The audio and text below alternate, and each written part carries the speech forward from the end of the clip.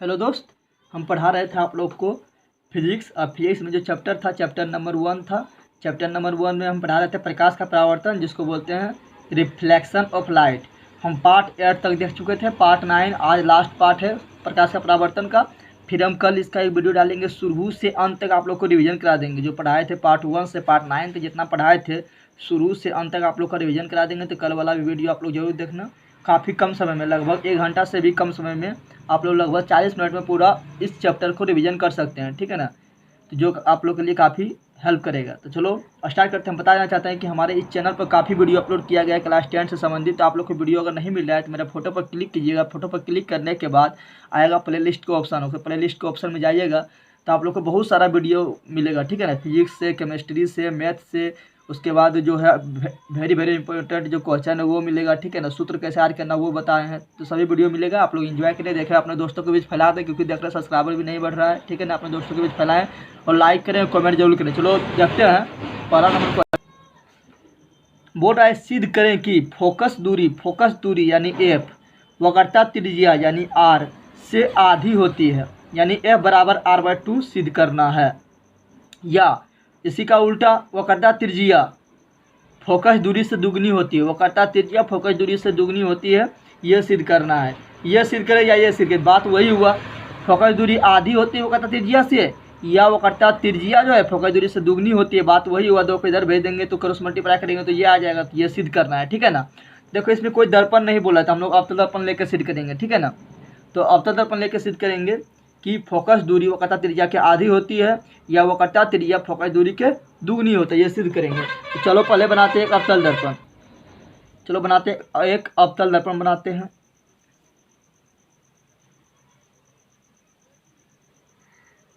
ये बना दिए एक अवतल दर्पण हम। अवतल दर्पण उसे कहते हैं जिसका परावर्तक सतह, यानी इधर हम वस्तु रखेंगे तो ये परावर्तक सतह, इधर परावर्तक सतह है तो परावर्तक सतह धंसा हुआ होता है। और ये हो गया ध्रुव। ये क्या हुआ? ध्रुव, जिसको हम क्या बोलते हैं? पी बोलते हैं। ध्रुव कैसे कहते हैं? तो बताए थे कि दर्पण के मध्य बिंदु को ध्रुव कहते हैं। और जब इसको गोल करेंगे तो बताया था गोल करेंगे तो एक गोला बनेगा। गोला का कहीं ना कहीं केंद्र होता है, उसका केंद्र मान लें यहाँ पर। केंद्र को इंडिकेट करते हैं सी से, जिसको बोलते हैं वक्रता केंद्र। और ध्रुव और वक्रता केंद्र, ध्रुव और वक्रता केंद्र के मध्य बिंदु में को बोलते हैं फोकस बिंदु। क्या बोलते हैं? फोकस बिंदु, फोकस बिंदु। और हम जानते हैं कि जब मुख्य अक्ष, ये क्या है मेरा, ये जो ध्रुव और वक्रता केंद्र, ध्रुव और वक्रता केंद्र से होकर गुजरने वाली रेखा को क्या बोलते हैं? मुख्य अक्ष। क्या बोलते हैं? मुख्य अक्ष। क्या बोलते हैं? मुख्य अक्ष, ठीक है ना। और ये दर्पण जो, ये अवतल दर्पण जो है, इसको चलो नाम दे देते हैं, मान लेते हैं ये दर्पण का नाम है MN। क्या मान लेते हैं? MN। तो कौन सा दर्पण है? दर्पण का नाम मान लिए M और N, ठीक है ना। हम जानते हैं, क्या हम जानते हैं कि मुख्य अक्ष के समांतर, मुख्य अक्ष के समांतर आपतित होने वाली किरण दर्पण से टकराने के बाद या परावर्तन होने के बाद हमेशा मुख्य फोकस से जाती है, यानी हमेशा फोकस से जाती है। तो देखो ये समांतर किरण आ रही है, ये समांतर किरण आई है, दर्पण से टकराई है। तो दर्पण से टकराई है तो कहाँ जाएगी? तो ये फोकस से जाएगी, क्योंकि हम जानते हैं कि मुख्य अक्ष के समांतर आपतित किरण दर्पण से टकराने के बाद वो फोकस से होकर गुजरती है, फोकस से होकर गुजरती है, तो फोकस से चली गई है, ये हम जानते हैं। अब हम क्या करते हैं, जो किरण जा रहा है इसका नाम दे देते हैं AB। ये किरण जो जा रही है इसका नाम देते हैं AB। क्या देते हैं? AB। और हम दूसरा चीज़ जानते हैं कि अवतल दर्पण में, अवतल दर्पण में क्या होता है, अगर यहाँ पर वक्रता केंद्र है तो वक्रता केंद्र से अगर अवतल दर्पण पर प्रकाश डालते हैं तो क्या होता है? लंबवत होता है, 90 डिग्री पर होता है। क्या होता है? 90 डिग्री पर होता है, और पुनः उसी पथ पर लौट जाता है। तो हम बताए थे कि अगर वक्रता केंद्र से प्रकाश जाएगी तो वो 90 डिग्री पर पड़ेगी। कितना डिग्री पर पड़ेगी? 90 डिग्री पर, पुनः उसी पथ पर लौट जाएगा। तो हम वही करते हैं, यहाँ एक अविलंब डालते हैं, यानी वक्रता केंद्र से एक अविलंब डालेंगे तो वो क्या होगा? 90 डिग्री से दर्पण पर टकराएगी, क्योंकि वक्रता केंद्र से होकर जो जाती है वो 90 डिग्री पर टकराती है, तो 90 डिग्री से टकराएगी, ठीक है ना। तो क्या किए? ये हो गया अविलंब। ये क्या हो गया है? अभिलंब। ये प्रकाश नहीं, ये अभिलंब डाले हम, जैसे समतल दर्पण में पढ़ाए थे, आपतित किरण, परावर्तित किरण, और उस बिंदु पर डाला गया अभिलंब, यानी 90 डिग्री वाला, उस बिंदु पर डाला गया अभिलंब। तीनों एक ही तल में होता है, वही यहाँ पर है, आपतित किरण, परावर्तित किरण, और उस बिंदु पर डाला गया अभिलंब। जिस बिंदु पर आपतित हुआ है उस बिंदु पर डाला गया अभिलंब, तीनों एक ही तल में है। और हम जानते हैं कि आपतित किरण यानी आपतन, आपतित किरण और अभिलंब, आपतित किरण और अभिलंब के बीच के कोण को आपतन कोण कहते हैं, यानी कोण I। और परावर्तित किरण और अभिलंब के बीच के कोण को परावर्तन कोण कहते हैं, जिसको बोलते हैं आर। हम जानते हैं कि कोण आई बराबर कोण आर होगा, क्योंकि परावर्तन के दूसरा नियम में हम पढ़ाए थे कोण आई बराबर कोण आर, यानी आपतन कोण बराबर परावर्तन कोण, ये पढ़ाए थे। चलो ये सब देखने से पहले हम जो जो लिखे थे यहाँ पर इंडिकेट किया है उसको लिख देते हैं, ठीक है ना। तो चलो लिखते हैं, क्या माना, माना कि एम एन एक क्या है, तो एम एन एक अवतल दर्पण है। क्या है? एक अवतल दर्पण है। एम एन क्या है? एक अवतल दर्पण है। क्या है? एक अवतल दर्पण है। पी क्या है? पी दर्पण का ध्रुव है। क्या है? दर्पण का ध्रुव है। पी एफ क्या है? तो पी एफ है फोकस दूरी। पी एफ क्या है? उस दर्पण की फोकस दूरी है, उस दर्पण की फोकस दूरी है। पी सी क्या है? तो पी सी इस दर्पण का वक्रता त्रिज्या है, वक्रता त्रिज्या है। बी सी क्या है? तो बी सी है अभिलंब, यानी दर्पण पर डाला गया अभिलंब, जिस बिंदु से प्रकिरण आपतित हुआ है और जहाँ से परावर्तित हुआ उस पर डाला गया अभिलंब, तो बी सी क्या है? अभिलंब है। अब सिद्ध करते हैं बराबर r/2 या r बराबर 2f, ठीक है ना। तो हम क्या लिखे थे? एम एन एक अवतल दर्पण है जिसका ध्रुव p है, जिसका फोकस दूरी pf है और जिसका वक्रता त्रिज्या pc है और अभिलंब क्या है? bc है। अब सिद्ध करते हैं f बराबर r/2। तो हम लोग जानते हैं परावर्तन के नियम से,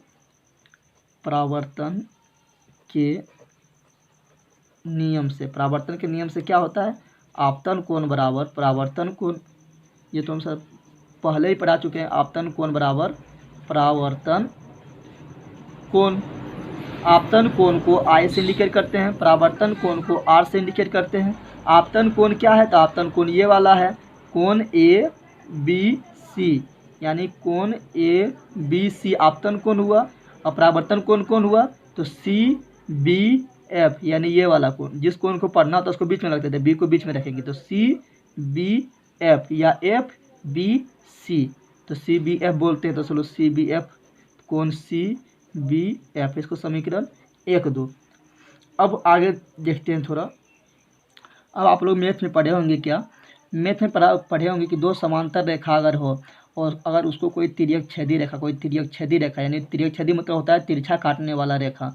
अगर तिर्यक छेदी रेखा उसको काटती हो तो एकांतर कोण बराबर होता है, यानी ये कोण और ये कोण बराबर होगा और ये कोण और ये कोण बराबर होगा। यानी दो समांतर रेखा हो और उसको कोई तिर्यक छेदी रेखा काटती हो, ठीक है ना, तो आपतन कोण बराबर एकांतर कोण बराबर होता है, यानी ये कोण बराबर ये कोण और ये कोण के बराबर ये कोण। तो यहाँ भी देख रहे हैं कि ये क्या है? मुख्य अक्ष है। और हम बोलते हैं क्या? मुख्य अक्ष के समांतर आपतित किरण। तो समांतर बोले हैं तो यथार्थ ये और ये क्या हो गया? समांतर हो गया है। और ये हम देख रहे हैं ये जो अभिलंब डाले हैं ये क्या कर रहा है? ये अभिलंब तिर्यक छेदी रेखा काम कर रहा है। तो BC मेरा तिर्यक छेदी रेखा हो गया है। जब BC मेरा तिर्यक छेदी रेखा हो गया तो ये कोण बराबर ये कोण होगा। क्यों बराबर होगा? क्योंकि एकांतर कोण हो रहा है। ये कोण बराबर ये कोण, यानी ये दोनों एकांतर कोण हो रहा है, यानी कोण I बराबर क्या हो जाएगा? कोण C हो जाएगा। तो यहाँ पर कोण I बराबर क्या आ जाएगा? कोण C।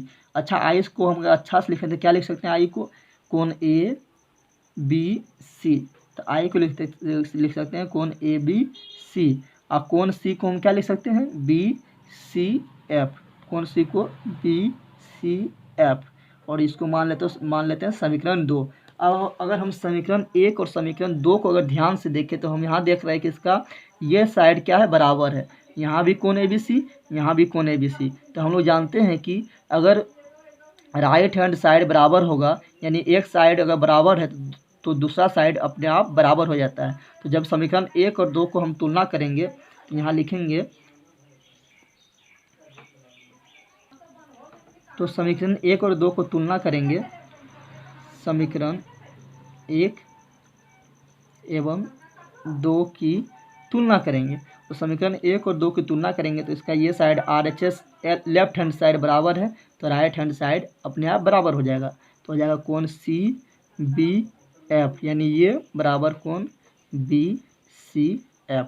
और हम जानते हैं कि देखो यहाँ पर अगर ये वाला हम अच्छा आप लोगों को पिक्चर दिखाई नहीं दे रहा है, अगर हम पिक्चर को ध्यान से देखें, ये पिक्चर को ध्यान से देखें तो ये पिक्चर निर्माण कर रहा है किसका, ये पिक्चर निर्माण कर रहा है त्रिभुज का निर्माण कर रहा है।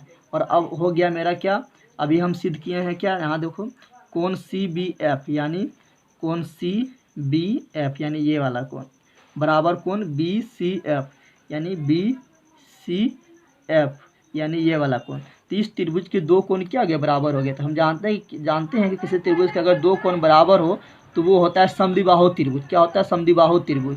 अगर दो कोण बराबर तो वो होता है समद्विबाहु त्रिभुज, इसलिए उसके दोनों कोण के सामने वाला भुजा भी क्या हो जाता है, बराबर होता है। क्या होता है, बराबर होता है। तो इसका सामने वाला कोण भी क्या हो जाएगा, बराबर हो जाएगा। तो ये दो कोण बराबर थे, उसको बोलते हैं समद्विबाहु त्रिभुज। तो ये समद्विबाहु त्रिभुज का निर्माण कर रहे थे, सामने वाला कोण ये और इसका सामने वाला कोण ये दोनों भी क्या हो जाएगा, आपस में बराबर हो जाएगा। ये दोनों कोण भी, ये दोनों भुजा भी क्या हो जाएगा, आपस में बराबर हो जाएगा, क्योंकि ये दोनों कोण बराबर था। समद्विबाहु त्रिभुज बनाया, समद्विबाहु त्रिभुज बनाया तो समद्विबाहु त्रिभुज का दोनों भुजा बराबर होता है। तो ये भुजा और ये भुजा यानी कोण के सामने वाला भुजा दोनों भी क्या हो जाएगा, आपस में बराबर हो जाएगा। ठीक है ना। तो क्या लिख सकते हैं कि बी सी एफ एक समद्विबाहु त्रिभुज है। बी सी एफ एक समद्विबाहु त्रिभुज है। कैसे, क्योंकि उसका दो कोण क्या हो गया, आपस में बराबर हो गया है। तो कोण त्रिभुज बी सी एफ एक समद्विबाहु त्रिभुज है, समद्विबाहु त्रिभुज है।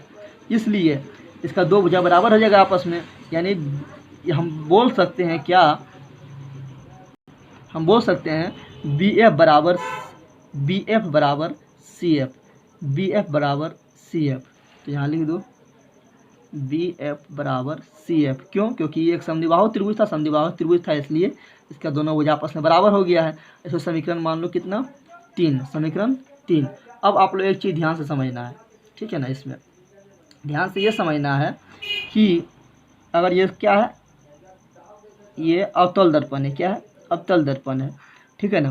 तो अवतल दर्पण है, ये क्या है, फोकस। ये क्या हुआ, मेरा फोकस। तो अगर समांतर किरण आती है, समांतर किरण आती है, फोकस से जाती है, फोकस से जाती है। तो अगर हम देखेंगे कि यहाँ ये तो ध्रुव हो गया, ध्रुव और फोकस अगर इसको मान लो एम, क्या मान लिए हैं, जिस बिंदु पर पड़ा है उसको मान लिए, चलो ए मान लिए, एम एन तो माने थे हम, अवतल दर्पण थे इसको ए माने हैं। तो हम यहाँ ध्यान दें कि जितना बड़ा पी एफ होगा उतना बड़ा क्या ए एफ होगा, नहीं, उससे इससे बड़ा हो जाएगा। ए एफ क्या होगा, ए एफ पी एफ से बड़ा होगा, क्योंकि ये सीधा है और ये तिरछा है। तो हम ऐसा करते हैं कि ए को हम काफ़ी नज़दीक लाएंगे। अगर पी के काफ़ी नज़दीक लाएंगे, पी के काफ़ी नज़दीक लाएंगे तो क्या होगा, जब पी के काफ़ी नज़दीक आएगा तो ये भी तो गुजरेगा किससे, एफ से गुजरेगा। तो पी एफ के बराबर हो जाना चाहिए, यानी इसको हम थोड़ा थोड़ा नज़दीक ला रहे हैं। तो कहाँ जाएगा, एफ से जाएगा। तो हमेशा एफ से ही, क्योंकि समांतर आ रही है, फोकस से जाएगी। तो पी एफ बराबर अभी भी बोल सकते हैं, अभी भी नहीं बोल सकते हैं, एफ को यहाँ लाए हैं क्योंकि अभी तिरछा है। अब फिर लाएंगे नज़दीक तो फिर फोकस से जाएगी, लेकिन अभी भी थोड़ा पी एफ से ये बड़ा है। तो अब क्या करते हैं, इस समांतर किरण को काफ़ी नज़दीक लाते हैं। समांतर किरण जो है मुख्य से काफ़ी नज़दीक यानी लगभग पी पास लाते हैं। अब परावर्तन होगा तो फिर जाएगा, फोकस से जाएगा। तो लगभग अब क्या हो जाएगा, लगभग हो जाएगा पी एफ बराबर ये ए जो यहाँ लाए थे ए एफ हो जाएगा। क्या हो जाएगा, पी एफ बराबर ए एफ। ए को धीरे धीरे नज़दीक लाए थे, तो अब लगभग, पूरा बराबर नहीं होगा तो लगभग बराबर हो जाएगा पी एफ बराबर ए एफ। यानी ये था, यहाँ एफ था और यहाँ पर हम काफ़ी नज़दीक लाएँ, समांतर किरण काफ़ी नज़दीक लाएँ। तो परावर्तन होने के बाद कहाँ जाएगा, फोकस से जाएगा। तो थोड़ा तिरछा है, थोड़ा तिरछा ये वाला है, लेकिन अब थोड़ा क्या है, दोनों लगभग क्या हो जाएगा, बराबर है। पी एफ बराबर क्या हो जाएगा, ए एफ। यहाँ पर ध्यान दो, पी एफ बराबर क्या आ जाएगा, ए एफ। ठीक है ना। यानी हम बताए थे, यहाँ थोड़ा आप लोग को दिखाई नहीं दिया था, थोड़ा कट गया था। देखो ये था पी और यहाँ मान लीजिए फोकस, काफ़ी नज़दीक से लेते आए हैं, काफ़ी नज़दीक से लेकर आए मुकस के। तो ये परावर्तन होने के बाद कहाँ जाएगा, फोकस से। तो देखो पी एफ बराबर ए बिंदु यहाँ मान लो, तो पी एफ बराबर अब ए एफ हम बोल सकते हैं लगभग में, थोड़ा सा तिरछा है लेकिन लगभग में बराबर हो जाएगा। तो पी एफ बराबर ए एफ। क्यों, क्योंकि आपतित किरण ध्रुव के काफ़ी नज़दीक है, आपतित किरण ध्रुव के काफ़ी नज़दीक है। तो लिखेंगे जब बिंदु ए पी के काफ़ी नज़दीक हो, ठीक है ना, तब क्या होगा। तो पिक्चर में देखते हैं, यहाँ बिंदु हम ए माने थे लेकिन यहाँ पर बिंदु क्या है, बी है। तो जब बिंदु बी पी के काफ़ी नज़दीक हो तो क्या हो जाएगा, ये बी एफ बराबर क्या हो जाएगा, पी एफ। तो यहाँ लिखेंगे जब बिंदु बी पी के अत्यंत निकट हो, जब बिंदु बी पी के अत्यंत निकट हो तो क्या हो जाएगा, तो हो जाएगा, अगर बी काफ़ी नज़दीक आ जाएगा तो यहाँ जाएगा परावर्तन होगा इस तरह, तो थोड़ा सा तिरछा है लेकिन लगभग दोनों बराबर हो जाएगा, यानी यहाँ बी एफ बराबर क्या हो जाएगा, पी एफ। तो हो जाएगा बी एफ बराबर पी एफ। तो हो गया मेरा बी एफ बराबर पी एफ। इसको मान लेते हैं समीकरण 4।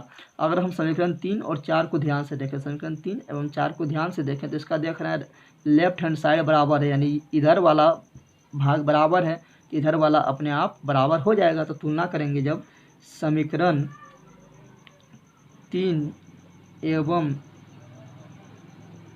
4 की तुलना करने पर, तुलना करने पर जब ये दोनों तुलना करेंगे हम तो देख रहे हैं ये और ये बराबर है, तो ये और ये अपने आप बराबर हो जाएगा, यानी लेफ्ट हैंड साइड बराबर है तो राइट हैंड साइड अपने आप बराबर हो जाएगा। तो हो जाएगा मेरा पी एफ बराबर सी एफ, ये एफ है, पी एफ बराबर सी एफ। अब हम जानते हैं कि सभी दूरी कहाँ से मापा जाता है, ध्रुव से सभी दूरी कहाँ से मापा जाता है, ध्रुव से सभी दूरी कहाँ से मापा जाता है, ध्रुव से।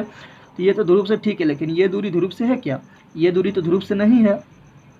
तो जब ये दूरी ध्रुव से नहीं है तो इसको ध्रुव से बनाने के लिए क्या करेंगे, ये पी मतलब ध्रुव हुआ, पी मतलब क्या हुआ, ध्रुव हुआ, पी मतलब क्या हुआ, ध्रुव हुआ। सभी दूरी ध्रुव से मापा जाता है, लेकिन इसमें तो पी नहीं है, इसमें तो पी नहीं है, तो इसको पी बनाने के लिए क्या कर सकते हैं।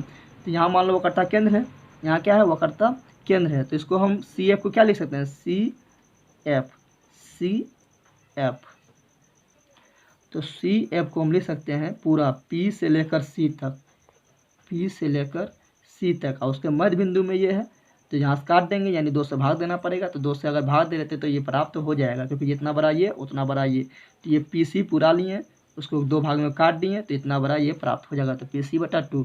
और पी एफ क्या है, तो ध्रुव और फोकस, ध्रुव और फोकस के बीच की दूरी को फोकस दूरी कहते हैं, जिसको हम एफ से इंडिकेट करते हैं। और पी सी क्या है, ध्रुव और वक्रता केंद्र के बीच की दूरी, इसको वक्रता त्रिज्या बोलते हैं, जिसको हम आर से इंडिकेट करते हैं। तो ये 2 के 2, तो यह बराबर r/2 सिद्ध हो गया। हम इसको इस तरह भी लिख सकते हैं, 2 को इधर भेज दो तो r बराबर क्या हो जाएगा, r बराबर 2f, r बराबर 2f। यही सिद्ध करना था, यही सिद्ध करना था, ये सिद्ध हो गया है। अब आते हैं अगला, हम बताए थे सिद्ध करना है m बराबर माइनस v बटा u को सिद्ध करना है, ठीक है ना। चलो उसमें पहुँचते हैं। तो अब हमको सिद्ध करना है m बराबर माइनस v बटा u, जहाँ m का मतलब होता है आवर्धन क्षमता। तो आवर्धन क्षमता बराबर क्या होता है, माइनस v बटा यू, माइनस v बटा यू, जहाँ v क्या है, v को बोलते हैं प्रतिबिंब दूरी, और u को बोलते हैं वस्तु दूरी, f को बोलते हैं फोकस दूरी, r को बोलते हैं वक्रता त्रिज्या, ये पता है। तो ये सिद्ध करना है m बराबर माइनस v बटा यू। लेकिन आवर्धन क्षमता की परिभाषा पहले हम देख लेते हैं। तो आवर्धन क्षमता यानी m का जो परिभाषा होता है वो होता है कि प्रतिबिंब की ऊंचाई, प्रतिबिंब की ऊंचाई को h डैश बोलते हैं, प्रतिबिंब की ऊंचाई बटा वस्तु की ऊंचाई, वस्तु की ऊंचाई को h बोलते हैं। तो h डैश क्या हो गया है, h डैश हुआ प्रतिबिंब की ऊंचाई, प्रतिबिंब की ऊंचाई, और h क्या हुआ है, वस्तु की ऊंचाई, h क्या हुआ है, वस्तु की ऊंचाई। तो आवर्धन क्षमता का परिभाषा पूछेगा क्या होता है, आवर्धन क्षमता का परिभाषा पूछेगा क्या होता है, तो हम बोलेंगे प्रतिबिंब की ऊंचाई बटा वस्तु की ऊंचाई, प्रतिबिंब की ऊंचाई और वस्तु की ऊंचाई के अनुपात को आवर्धन क्षमता कहते हैं। पूछेगा आवर्धन क्षमता किसे कहते हैं, परिभाषा से बताओ। तो प्रतिबिंब की ऊंचाई और वस्तु की ऊंचाई, प्रतिबिंब की ऊंचाई और वस्तु की ऊंचाई के अनुपात को आवर्धन क्षमता कहते हैं। तो ये हुआ तो परिभाषा से, लेकिन हमको ये सिद्ध करना है, ठीक है ना। तो देखो ये सिद्ध करने के लिए हम क्या करेंगे, पहले एक अवतल दर्पण बनाते हैं और एक अवतल दर्पण बनाएंगे। और अवतल दर्पण में हम बताए थे आप लोग को 6 तरह का प्रतिबिंब बताए थे बनाने के लिए, लेकिन उसमें हम एक तरह का प्रतिबिंब लेंगे और जो सबसे हेल्प रहेगा सिद्ध करने में, ठीक है ना, वो हम एक तरह का प्रतिबिंब लेंगे। ये क्या होगा, यहाँ पर मान लो इसका केंद्र है तो ये होगा C, ये F है, उसका मध्य बिंदु में फोकस होता है, ये क्या हुआ ध्रुव यानी P। अब हम वस्तु को लेते हैं, यहाँ पर इधर अनंत हो जाता है, वक्रता केंद्र का इधर अनंत होता है, तो वक्रता केंद्र और अनंत के यहाँ मत लेते हैं, यहाँ अगर लेंगे तो सॉल्व करने में थोड़ा प्रॉब्लम होगा। तो हम लेते हैं वस्तु को यहाँ पर C और F के बीच में, कहाँ लेते हैं, C और F के बीच में वस्तु के ले लिए, वस्तु का नाम लिख दिए AB, वस्तु का नाम क्या लिखे हैं, AB। अब हम जानते हैं समांतर किरण आएगी, समांतर किरण, अगर समांतर किरण आएगी फोकस से जाएगी, समांतर किरण आएगी फोकस से जाएगी। और अगर ध्रुव से टकराएगी तो जितना डिग्री पर आया उतना डिग्री पर लौट जाएगी, जितना डिग्री पर आया उतना डिग्री पर क्या हो जाएगा, लौट जाएगा। तो अगर ध्रुव से जा रहा है तो जितना डिग्री पर आया यानी कोण आई उतना डिग्री पर क्या होगा, लौट जाएगा। तो उतना डिग्री पर लौटेगा। यहाँ पर आप काट रहा है, जहाँ काटता है वहीं क्या बनता है, प्रतिबिंब। तो यहाँ काट रहा है तो यहाँ क्या बना है, इसका प्रतिबिंब बना है। अब हम यहाँ पर ध्यान देना है, क्या देना है कि यहाँ बहुत सारा त्रिभुज बन रहा है, लेकिन हमको कौन सा त्रिभुज लेना है ये हमको चूज करना है। तो उससे पहले यहाँ वस्तु था ए बी, तो प्रतिबिंब बना था यहाँ पर, तो यहाँ बी हो जाएगा, उल्टा बन रहा है तो बी है। इसका नाम था ए बी, तो इसको डैश के नाम से दिखाते हैं, बी डैश या डैश। ए बी यहाँ है तो इसको बी यहीं रह जाएगा, लेकिन ए पलटी मार के यहाँ आएगा तो बी डैश या डैश। हमको देखना है कौन सा त्रिभुज लेके हम इसको सिद्ध करना है, m बराबर माइनस भी बटा यू। तो देखो पहले क्या माइनस भी बटा यू, भी क्या हुआ, प्रतिबिंब दूरी। प्रतिबिंब दूरी कहाँ से मापते हैं, ध्रुव से, यानी यहाँ से लेकर यहाँ तक। तो ये हो गया है प्रतिबिंब दूरी। तो सिद्ध करने के लिए त्रिभुज में ये रेखा आना जरूरी है, ठीक है ना। यू क्या हुआ, वस्तु दूरी। वस्तु दूरी कहाँ होगा, ध्रुव से लेके वस्तु के बीच की दूरी, ध्रुव से लेके वस्तु के बीच की दूरी। तो ये हुआ वस्तु दूरी। तो ये भी सूत्र में आना जरूरी है। जब सूत्र में आना जरूरी है तो ये रेखा भी आना त्रिभुज में जरूरी है। तो देखो ये रेखा यानी प्रतिबिंब दूरी कौन सा त्रिभुज में आ रहा है, तो ये त्रिभुज में आ रहा है, दिखाई दे रहा है, ये त्रिभुज में प्रतिबिंब दूरी आ रहा है यहाँ से यहाँ तक। अब वस्तु दूरी देखते हैं, यहाँ से लेकर यहाँ तक, ये रेखा ये वाला किस में आ रहा है, तो ये आ रहा है सिर्फ ये त्रिभुज में। यानी हमको लेना पड़ेगा एक ये त्रिभुज और एक ये वाला बड़ा वाला त्रिभुज, यानी ये वाला त्रिभुज, ठीक है ना। चलो लिखते हैं त्रिभुज पी बी ए में या ए बी पी में, त्रिभुज ए बी पी तथा त्रिभुज ए डैश बी डैश पी, ए डैश बी डैश पी। अब हम क्या करेंगे, ये वाला त्रिभुज और ये बड़ा वाला त्रिभुज दोनों को समरूप करेंगे। समरूप कैसे होता है, तो जब अगर दोनों त्रिभुज का, अगर ये कोण त्रिभुज है, अगर एक ये त्रिभुज है, अगर इसका संगत कोण इसके संगत कोण के बराबर हो जाएगा तो वो होता है समरूप। ऐसे ये त्रिभुज और एक ये त्रिभुज, अगर इसके बराबर ये कोण, इसके बराबर ये कोण और इसके बराबर ये कोण, अगर संगत कोण आपस में बराबर हो जाए तो वो त्रिभुज क्या होता है, समरूप होता है, ठीक है ना। या संगत भुजा आपस में समानुपाती हो जाए तो वो त्रिभुज का समरूप होता है। लेकिन संगत भुजा से हमको कोई मतलब नहीं है, यहाँ संगत कोण से हमको मतलब है, ठीक है ना। तो लिए एक त्रिभुज ए बी पी और एक त्रिभुज लिए हैं ए डैश बी डैश पी। अब देखते हैं ये त्रिभुज में देखेंगे संगत कोण बराबर है कि नहीं। अगर संगत कोण बराबर हो जाएगा तो त्रिभुज क्या होगा, समरूप। देखो ये यहाँ वस्तु है, यहाँ प्रतिबिंब है, तो वस्तु खड़ा है सीधा तो यहाँ 90 डिग्री बनाएगा, प्रतिबिंब भी सीधा खड़ा है तो ये भी यहाँ 90 डिग्री बनाएगा। तो पहले एक कोण तो बराबर हो गया, ये कोण बराबर ये कोण, एक कोण तो बराबर हो गया है। दूसरा कोण देखते हैं, ये जितना डिग्री पर आ जाए यानी कोण आई उतना डिग्री पर जाएगा, यानी कोण आ रहा है तो यानी आपतन कोण बराबर परावर्तन कोण, आपतन कोण बराबर परावर्तन कोण, तो ये कोण यहाँ भी बराबर हो गया है। तो तीसरा कोण जो है ये अपने आप क्या हो जाएगा, बराबर हो जाएगा। क्योंकि अगर मान लो एक त्रिभुज यहाँ पर है, एक त्रिभुज ये वाला है आपका, ये है 30 डिग्री और ये भी है 30 डिग्री, ये है 60 डिग्री और ये है 60 डिग्री, तो इसके बराबर ये हो गया, इसके बराबर ये हो गया, तो ये अपने आप बराबर हो जाएगा। कैसे बराबर हो जाएगा, तो देखो 60 और 30 कितना हो रहा है, 90, और त्रिभुज के तीनों कोणों का योग कितना होता है, 180। तो 60 और 30 90 है, लेकिन इसको 180 पुराने के लिए क्या करेंगे, इसमें 90 और जोड़ना पड़ेगा तब 180 पूरेगा, यानी ये कोण कितना होगा, 90 डिग्री। तब त्रिभुज के तीनों कोणों का योग 180 हो गया। उसी प्रकार ये 30 और 60 कितना हुआ, 90, लेकिन त्रिभुज के अगर तीनों कोण हम जोड़ें तो कितना होना चाहिए, 180। 30 और 60 90, तो उसको कितना होना चाहिए, 180 पुराने के लिए 90 होना चाहिए। तो देखो तीसरा कोण अपने आप बराबर हो गया। यानी किसी त्रिभुज में सिर्फ दो कोण आपस में बराबर हो तो तीसरा कोण अपने आप बराबर हो जाएगा। ये कन्फर्म है कि तीसरा कोण अपने आप में बराबर होगा।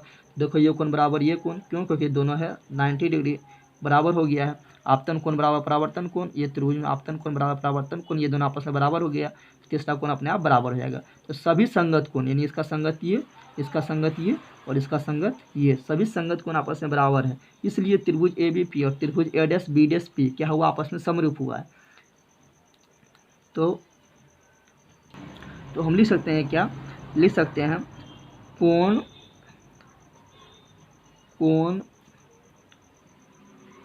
कोण यानी एंगल एंगल एंगल, जिसको बोलेंगे A for angle, A for angle, A for angle, angle angle angle समरूपता से, यानी तीनों त्रिभुज के तीनों कोण दूसरे त्रिभुज के तीनों कोण का आपस में बराबर था, इसलिए कोण कोण कोण समरूपता से दोनों त्रिभुज आपस में क्या हुआ, समरूप हुआ। इसलिए त्रिभुज ए बी पी समरूप का चिन्ह ये होता है। आप लोग पढ़े होंगे सर्वांगसम क्लास 9th में, सर्वांगसम का चिन्ह ये होता था, लेकिन समरूप का चिन्ह ये होता है।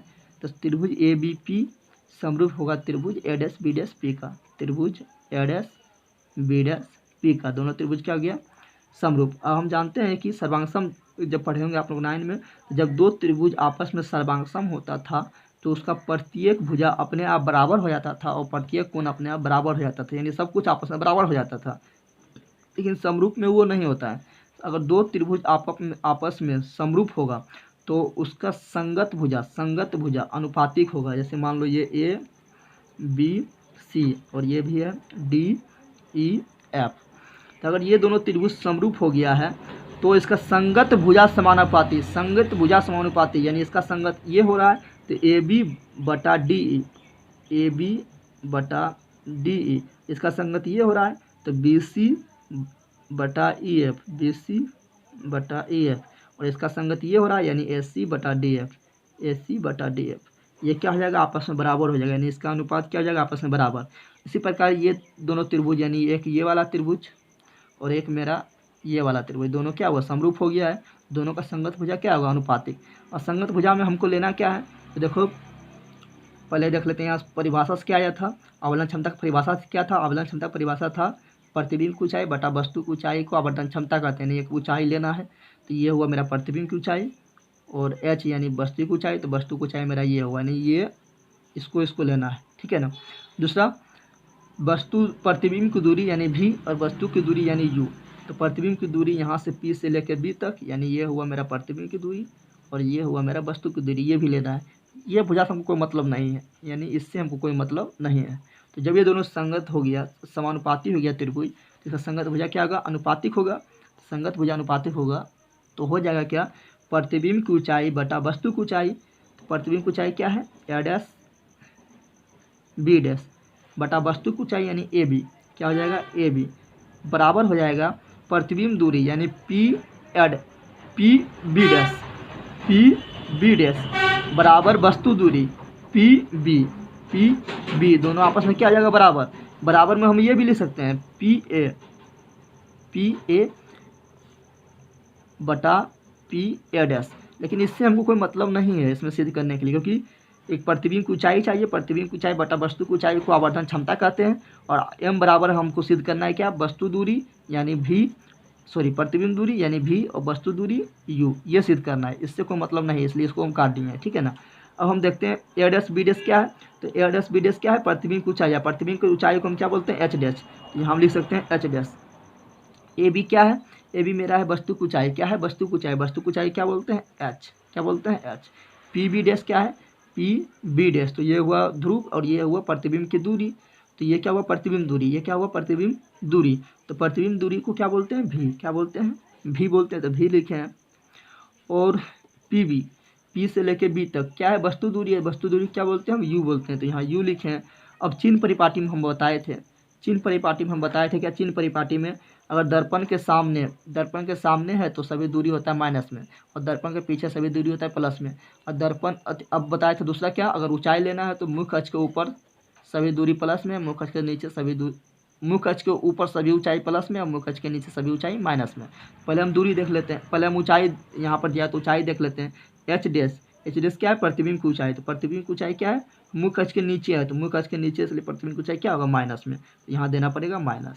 एच क्या है वस्तु की ऊंचाई, तो वस्तु की ऊंचाई क्या है मुख्य अक्ष के ऊपर है, मुख्य अक्ष के ऊपर है इसलिए क्या होगा प्लस में, तो प्लस लिखा नहीं आता, प्लस छिपा हुआ रहता है, लिख भी देंगे कोई दिक्कत नहीं है। भी क्या है प्रतिबिंब दूरी क्या है दर्पण के सामने है, देखो प्रतिबिंब क्या है दर्पण के सामने है, तो प्रतिबिंब दूरी दर्पण के सामने होता है। तो दर्पण के सामने बताए थे क्या होता है, अगर कल वाला वीडियो नहीं देखे तो जरूर देखें, दर्पण के सामने माइनस में होता है सभी दूरी, तो ये हो जाएगा माइनस में। वस्तु तो दूरी हमेशा ही माइनस में, क्योंकि वस्तु को हमेशा दर्पण के सामने रखते हैं, तो दर्पण के सामने इसलिए क्या होगा माइनस में। अब इसको अगर सिद्ध करेंगे तो माइनस से माइनस खत्म हो जाएगा, तो माइनस एच डैश बटा एच बराबर भी बटा यू। अब हम क्या करते हैं, इधर भी माइनस है, तो इस माइनस को हम इधर करने के लिए क्या करते हैं माइनस से दोनों साइड गुना कर देते हैं, तो इधर भी माइनस से गुना कर दो और इधर भी माइनस से गुना कर दो, तो माइनस माइनस क्या हो जाएगा प्लस, तो यहाँ बचेगा एच डैश बटा एच। लेकिन यहाँ पर माइनस का माइनस, भी का भी, यू का यू। और हम जानते हैं परिभाषा से क्या जानते हैं, परिभाषा हम पढ़े थे कि आवर्धन क्षमता परिभाषा क्या होता है प्रतिबिंब की ऊंचाई बटा वस्तु की ऊंचाई। प्रतिबिंब की ऊंचाई बटा वस्तु की ऊंचाई, प्रतिबिंब की ऊंचाई बटा वस्तु की ऊंचाई को आवर्धन क्षमता कहते हैं।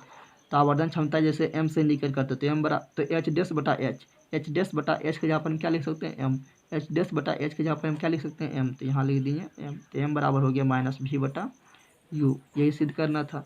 तो ये हो गया, यानी आवर्धन क्षमता बराबर प्रतिबिंब की दूरी बटा वस्तु की दूरी, और आवर्धन क्षमता बराबर दूसरा परिभाषा क्या, प्रतिबिंब की ऊंचाई बटा वस्तु की ऊंचाई। तो ये परिभाषा से और ये हम सिद्ध करते हैं, ठीक है ना।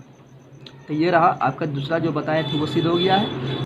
तो m बराबर माइनस v बटा u हम सिद्ध किए हैं, और ये परिभाषा से हुआ है तो ये हम सिद्ध कर दिए हैं, ठीक है ना। अब एक बता देते हैं आपको दर्पण सूत्र सिद्ध नहीं करना है, वो नहीं पूछता है, ठीक है ना। पहले पूछा जाता था, अब नहीं पूछता है। तो दर्पण सूत्र याद रखना, दर्पण सूत्र क्या होता है, 1/f बराबर 1/v प्लस 1/u, ठीक है ना। प्लस होता है ये याद रखना, ठीक है ना। लेंस में होगा माइनस, लेंस में क्या होगा माइनस, और दर्पण में क्या होता है, दर्पण सूत्र में प्लस और लेंस सूत्र में होगा बीच में यहाँ पर माइनस, ठीक है ना, याद रखना। कैसे याद रखेंगे, लेंस, लेंस को क्या बोल रहे हैं, लेंस को हम लेस भी बोल सकते हैं, lens less, lens less, less मतलब क्या होता है माइनस। तो लेंस में लेंस सूत्र में आएगा बीच में माइनस, और दर्पण सूत्र में आएगा प्लस।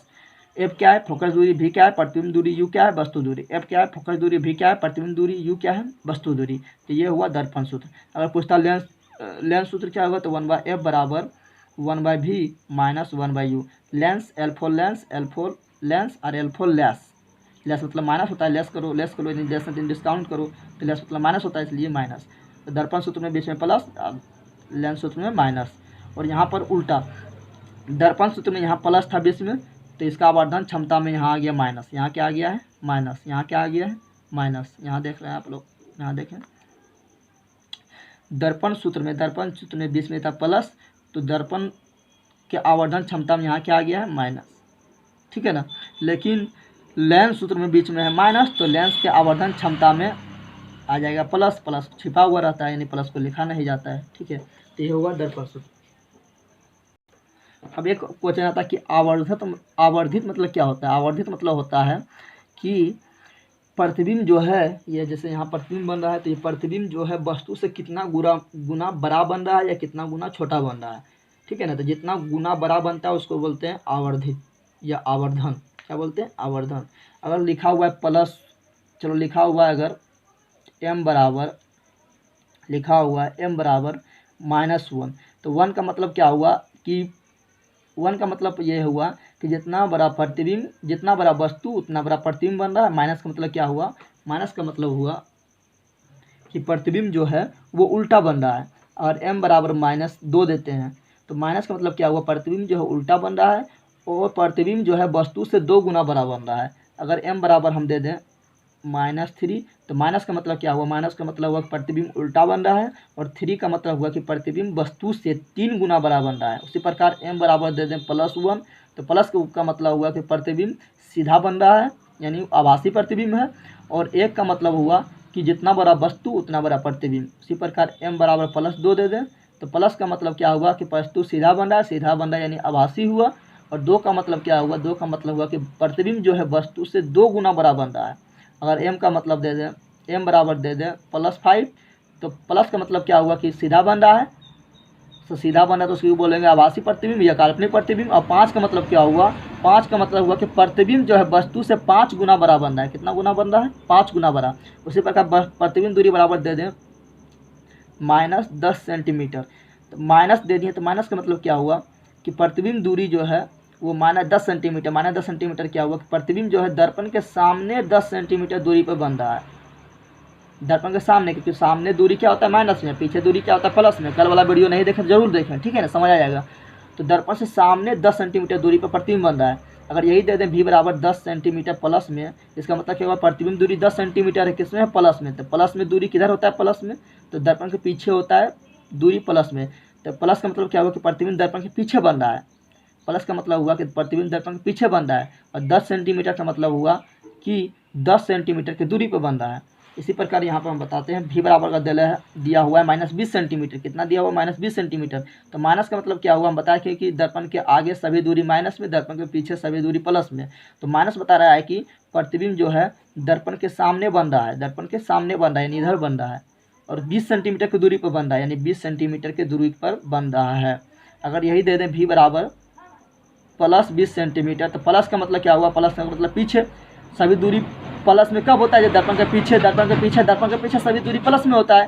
तो प्लस का मतलब क्या हुआ, प्लस का मतलब हुआ कि प्रतिबिंब जो है दर्पण का पीछे बन रहा है। तो कितना दूरी पर बन रहा है, तो 20 सेंटीमीटर की दूरी पर बन रहा है। शायद आप लोग समझ गए होंगे। अब मिलेंगे कल नेक्स्ट वीडियो में। कल वाला वीडियो आप लोग जरूर देखिएगा। ये वीडियो भी अपने दोस्तों को भी शेयर करें, लाइक करें, कमेंट जरूर करें। और कल वाला वीडियो आप लोग जरूर देखिए, क्योंकि कल हम जितना पढ़ाए थे आज पार्ट 1 से लेकर पार्ट 9 तक, कल हम लगभग 40 मिनट में पूरा खत्म कर देंगे। यानी उसको बोलेंगे क्विक रिवीजन, यानी आप लोग 40 मिनट में पूरा रिवीजन कर लीजिएगा, ठीक है ना। तो अब मिलते हैं नेक्स्ट वीडियो में। आज इतना ही रखते हैं। जय हिंद, जय भारत, थैंक्स।